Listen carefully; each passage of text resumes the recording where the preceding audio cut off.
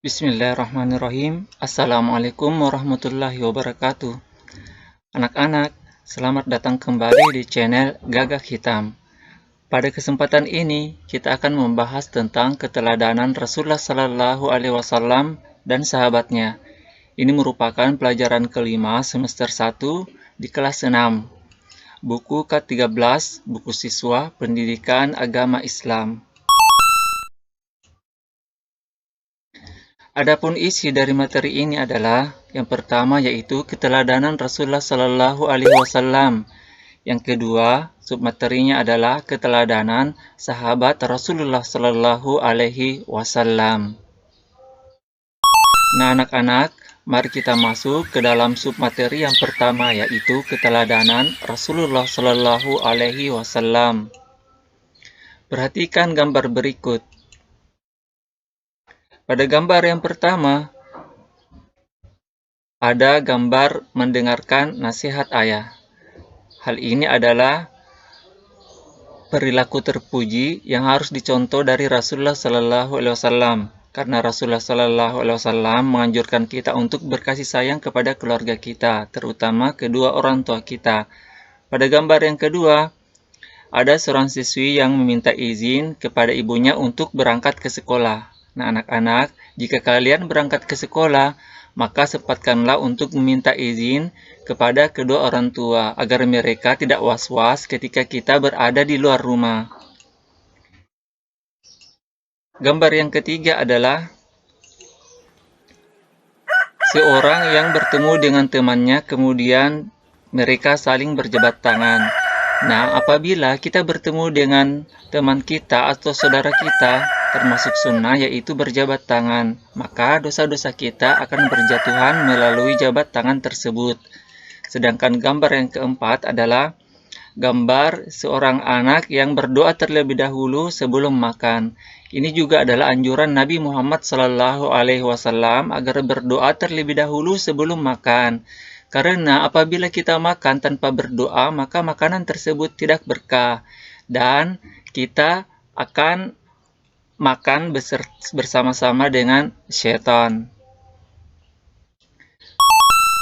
Marilah kita masuk ke materinya yaitu kejujuran dan kasih sayang Nabi Muhammad Sallallahu Alaihi Wasallam. Yang pertama adalah Nabi Muhammad Sallallahu Alaihi Wasallam bergelar Al-Amin. Kalian tentunya sudah mempelajari kisah 25 nabi. Nabi Muhammad Sallallahu Alaihi Wasallam pasti disebut sebagai nabi ke-25 atau nabi terakhir. Nabi Muhammad Sallallahu Alaihi Wasallam sejak kecil sudah menjadi yatim piatu. Oleh sebab itu, beliau sangat mencintai anak yatim dan menganjurkan umatnya untuk merawat, mendidik, dan mencintai anak yatim.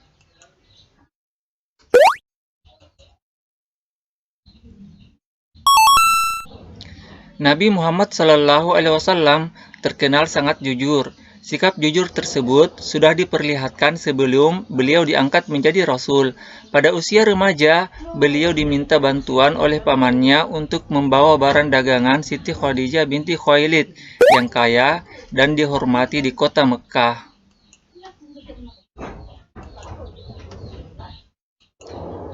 Pada usia 35 tahun, Nabi Muhammad Sallallahu Alaihi Wasallam bersama-sama dengan orang-orang Quraisy diminta untuk memperbaiki Ka'bah.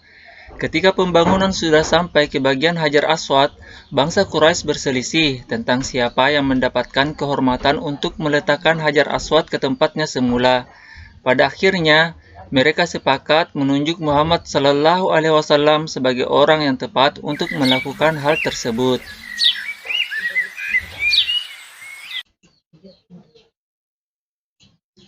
Rasulullah pun kemudian menyarankan suatu jalan keluar yang sebelumnya tidak terpikirkan oleh mereka. Beliau mengambil selembar selendang, kemudian Hajar Aswad itu diletakkan di tengah-tengah selendang tersebut. Beliau lalu meminta seluruh pemuka kabilah yang berselisih untuk memegang ujung-ujung selendang itu. Mereka kemudian mengangkat Hajar Aswad itu bersama-sama. Setelah mendekati tempatnya, Rasulullah Sallallahu Alaihi Wasallam lah yang kemudian meletakkan Hajar Aswad tersebut. Ini merupakan jalan keluar yang terbaik. Seluruh kabilah setuju dan meridhoi jalan keluar ini. Mereka pun tidak jadi saling menumpahkan darah. Sejak saat itu, beliau dikenal di antara kaumnya dengan sifat-sifat yang terpuji. Para sahabat dan pengikutnya sangat menghormati dan mencintai beliau, sehingga beliau diberi gelar Al-Amin, artinya orang yang dapat dipercaya. Mari kita teladani sifat jujur Nabi Muhammad SAW dalam kehidupan sehari-hari. Misalnya, jika orang tua kita minta bantuan untuk membeli sabun mandi di warung, ada sisa uang pembelian, uang itu harus dikembalikan kepada orang tua. Percayalah, anak yang jujur pasti disayangi teman-teman, guru, dan orang tua. Yang kedua, kasih sayang Rasulullah SAW terhadap anak, keluarga, orang tua, dan masyarakat. Selain memiliki sifat jujur dalam berdagang dan bergaul, Rasulullah SAW pun sayang terhadap keluarga dan orang-orang di sekitarnya. Pada zaman jahiliyah, penduduk Mekah tidak menghargai anak perempuan. Nabi Muhammad SAW justru menggendong putrinya Fatimah yang masih balita sambil tawaf mengelilingi Ka'bah. Begitu pula setelah Fatimah dewasa dan dikaruniai anak, Rasulullah SAW menyayangi cucunya yang bernama Hasan dan Hussein, sebagaimana dikisahkan dalam hadis beliau yang artinya berikut ini. Nabi Muhammad SAW mencium cucunya Hasan bin Ali radhiyallahu anhu, sedangkan di dekat beliau ada Aqra bin Habis. Aqra berkata, "Aku mempunyai 10 anak, tetapi aku tidak pernah mencium seorang pun di antara mereka." Mendengar hal itu, Rasulullah SAW memandang Aqra lalu bersabda, "Barang siapa tidak mau berbelas kasih, maka ia tidak akan mendapatkan belas kasih." Hadis riwayat Bukhari dan Muslim. Selain hadis di atas, hadis Rasulullah SAW mengajarkan pula untuk hormat kepada orang tua, seperti dalam hadis yang artinya berikut ini. Aku, Ibnu Mas'ud radhiyallahu anhu, pernah bertanya kepada Nabi SAW, amal apakah yang paling disukai oleh Allah Subhanahu wa Ta'ala? Nabi SAW bersabda, mengerjakan sholat tepat pada waktunya. Aku bertanya lagi, kemudian apa? Nabi SAW menjawab, berbaktilah kepada kedua orang tua. Aku kembali bertanya, lalu apa lagi? Nabi SAW menjawab, jihad fi sabilillah. Hadis riwayat Bukhari dan Muslim.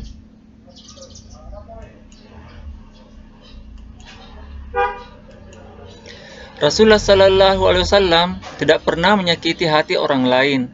Hal itu dapat dibuktikan dalam hadis beliau yang artinya, barang siapa yang beriman kepada Allah Subhanahu wa Ta'ala dan hari akhir, maka hendaklah ia berkata yang baik atau diam. Hadis riwayat Al-Bukhari dan Muslim. Kepedulian Rasulullah SAW bukan hanya pada ibadah seperti sholat, tetapi beliau pun peduli terhadap lingkungan hidup.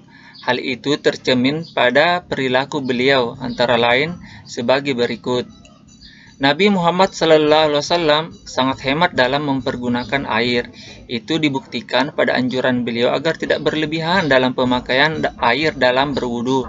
Kedua, Nabi Muhammad SAW mengajarkan agar tidak melakukan kerusakan di muka bumi ini.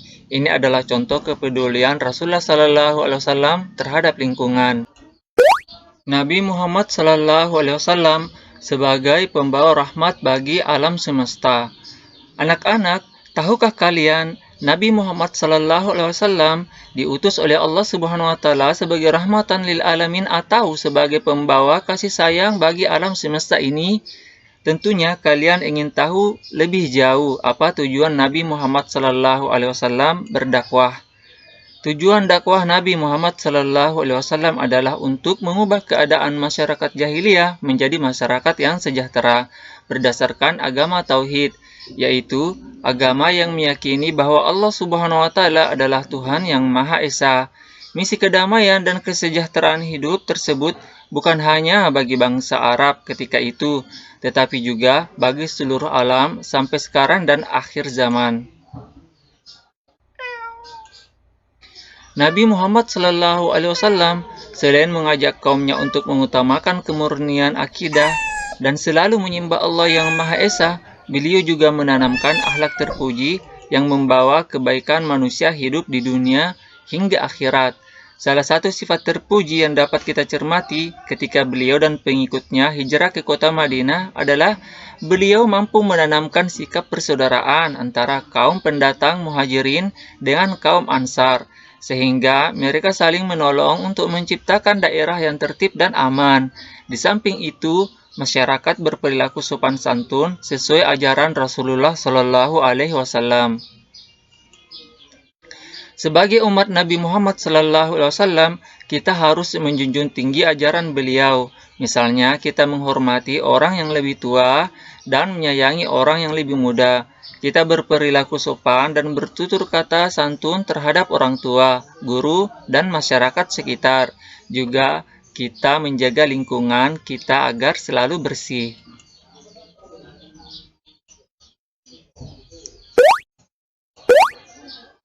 Oleh sebab itu, kita tidak membuang sampah di kali atau selokan, karena selokan yang penuh sampah akan dangkal.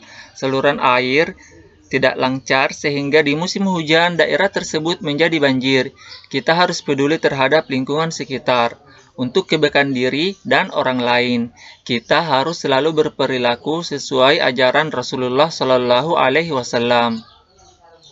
Sikap kebiasaan, insya Allah, aku dapat berperilaku jujur, peduli, dan bertanggung jawab terhadap diriku, keluargaku, teman-temanku, dan lingkungan hidup.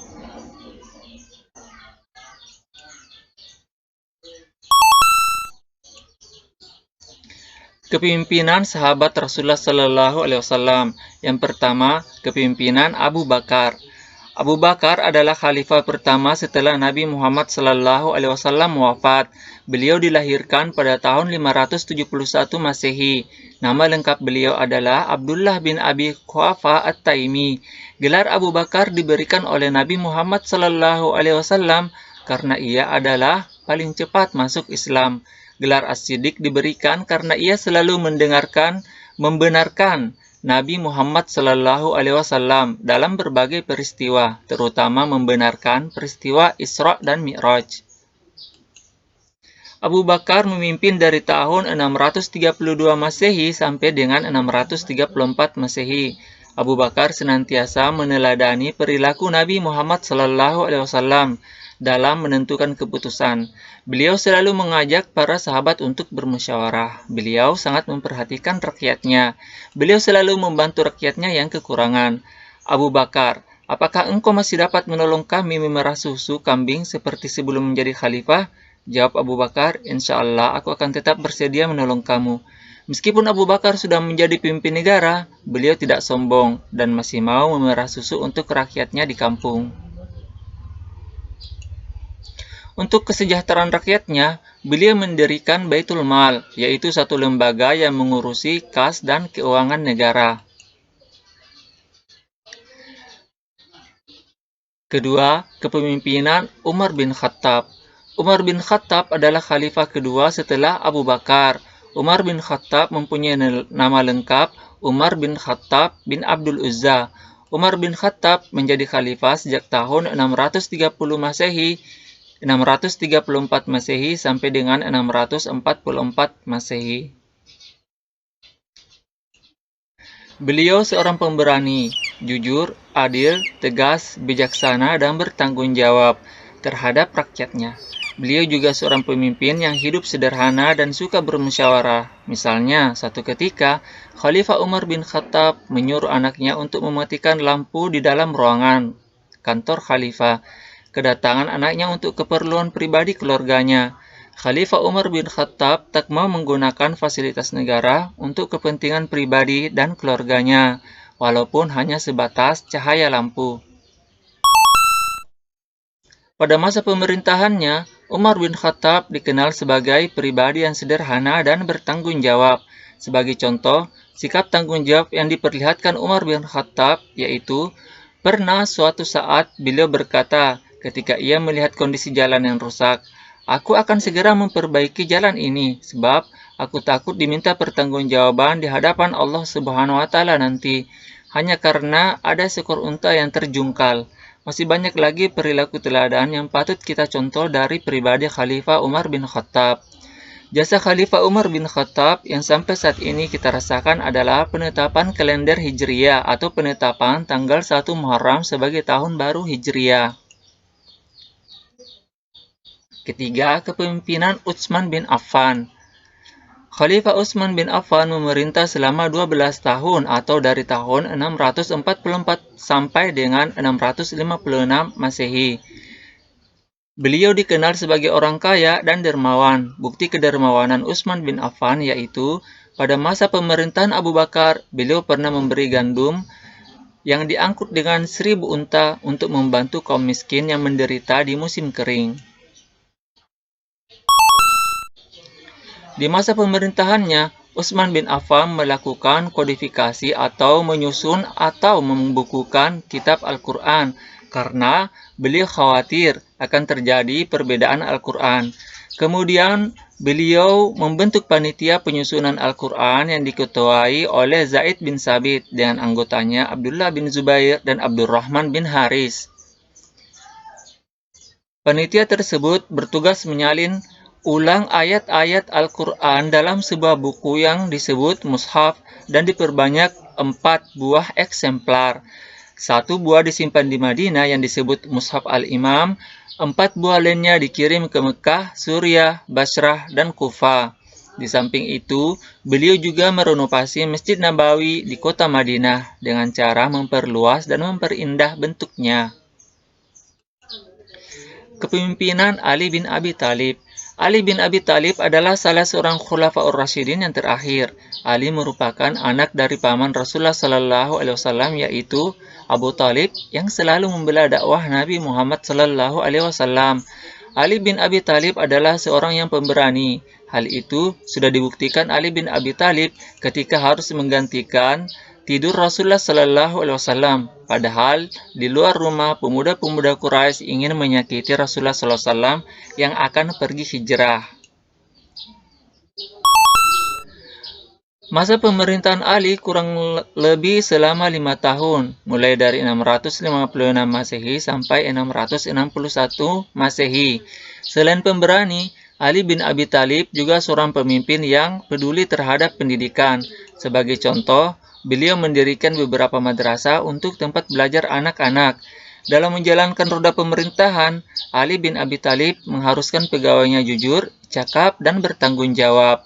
Beliau juga memajukan bidang ilmu bahasa, serta mengembangkan bidang pembangunan, terutama di kota Kufah sebagai pusat ilmu tafsir, ilmu hadis, ilmu nahwu, dan ilmu pengetahuan lainnya.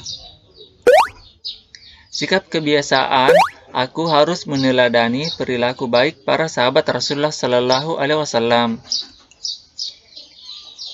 Nah anak-anak, itulah tadi kisah keteladanan Rasulullah Sallallahu Alaihi Wasallam dan para sahabatnya radhiyallahu anhum yang patut kita contoh. Terima kasih karena telah menonton dan mengunjungi channel Gagak Hitam. Oh ya, jangan lupa like dan subscribe channel Gagak Hitam agar saya semakin termotivasi dan semakin semangat untuk membuat konten-konten Islami, terutama dalam dunia pendidikan. Terima kasih. Assalamualaikum warahmatullahi wabarakatuh.